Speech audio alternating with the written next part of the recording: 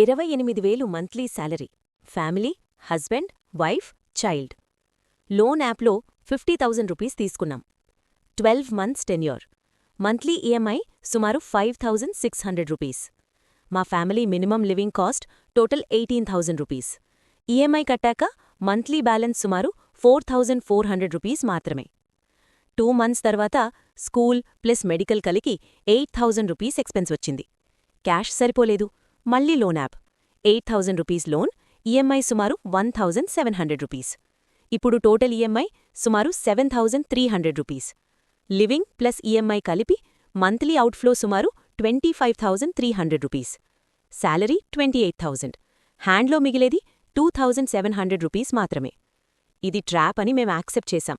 కొత్త loan solution కాదు అని మాకు క్లియర్ అయింది. అప్పుడే చేంజ్ చేశాం. ఎమర్జెన్సీ ఫండ్ని ఇంకో ఈఎంఐలా ఫిక్స్ చేశాం. ఎవ్రీ మంత్ 2,000 రూపీస్ మ్యాండేటరీగా సైడ్కి పెట్టాం. 6 మంత్స్లో 12,000 రూపీస్ ఎమర్జెన్సీ ఫండ్ అయింది.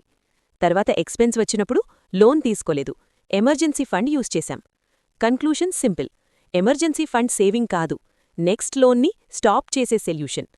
ఇలాంటి home, life and money videos కోసం ఛానల్ని సబ్స్క్రైబ్ చేయండి.